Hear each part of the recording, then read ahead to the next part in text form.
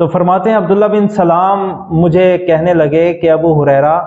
مجھے اس لمحے کا پتہ ہے کہ وہ لمحہ کون سا ہے جس لمحے میں اللہ رب العزت مومن کے دل کی مراد کو قبول فرما لیتے ہیں، اس کی دعا کو پورا فرما دیتے ہیں، اس کی حاجت کی یاوری فرما دیتے ہیں۔ حضرت ابو ہریرہ فرماتے ہیں میں بے قرار الحمدللہ نحمدہ ونصلی علی رسولہ الکریم، اما بعد،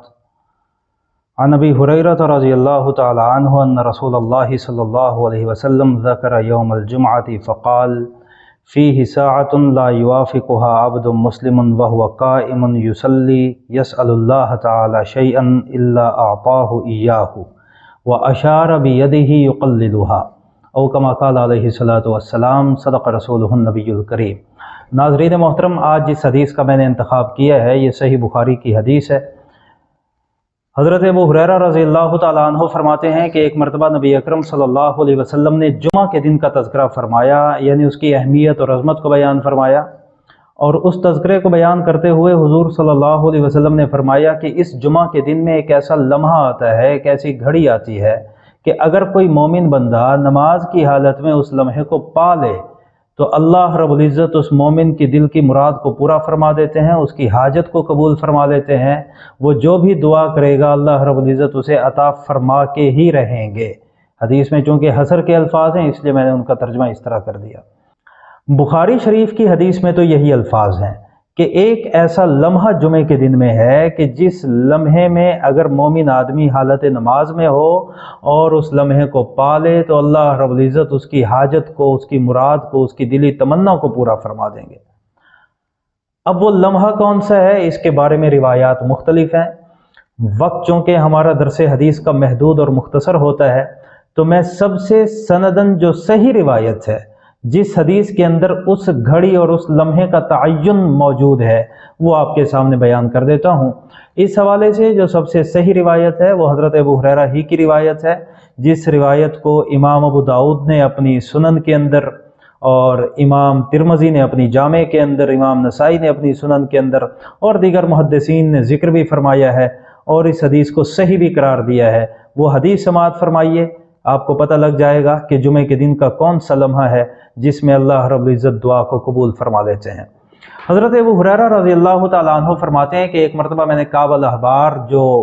اجل تابعین میں سے ہیں، پہلے یہودی عالم تھے، حضرت عمر رضی اللہ تعالیٰ عنہ کے دور میں مسلمان ہوئے۔ حضرت ابو ہریرہ فرماتے ہیں میں نے ان کو آپ صلی اللہ علیہ وسلم کا فرمان سنایا کہ حضور اکرم صلی اللہ علیہ وسلم نے فرمایا ہے کہ تمام دنوں میں جن میں سورج طلوع ہوتا ہے سب سے افضل دن جمعے کا دن ہے۔ اسی دن اللہ نے حضرت آدم کو پیدا کیا، اسی دن اللہ نے حضرت آدم علیہ السلام کو زمین پہ اتارا،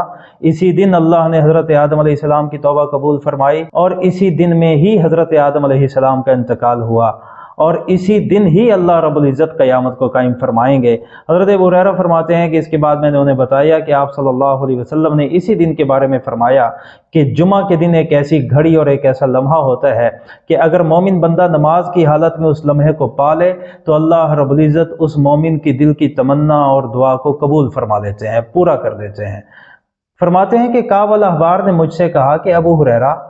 جمعے کے دن کی یہ جو شان ہے یہ سال بھر میں کسی ایک جمعہ کے دن کی ہے یا ہر جمعہ کے دن کی ہے؟ حضرت ابو ہریرہ فرماتے ہیں میں نے کہا نہیں، حضور صلی اللہ علیہ وسلم نے سال میں آنے والے ہر جمعہ کے دن کی یہی فضیلت بیان فرمائی ہے۔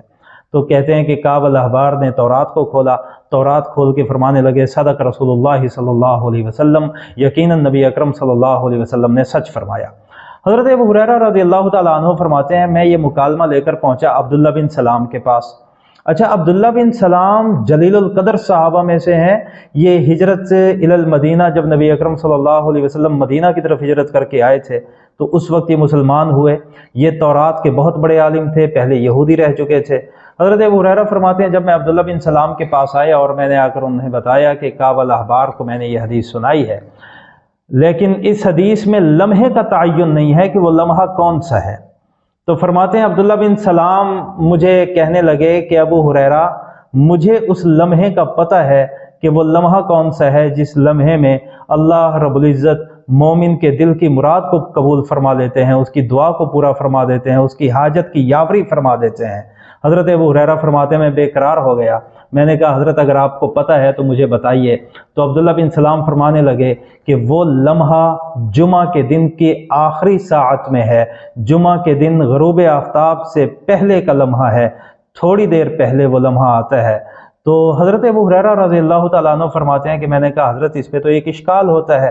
اشکال یہ ہے کہ نبی اکرم صلی اللہ علیہ وسلم نے تو فرمایا کہ جو مومن بندہ نماز کی حالت میں اس گھڑی کو پائے گا اللہ رب العزت اس کی حاجت اور دعا کو پورا فرما دیں گے، اور مغرب سے پہلے تو نماز کا وقت ہی نہیں ہے، وہ تو وقت مکروہ ہے، بندہ نہ نفل پڑھ سکتا ہے نہ اس میں نماز پڑھ سکتا ہے، تو یہ بات آپ کیسے فرما رہے ہیں؟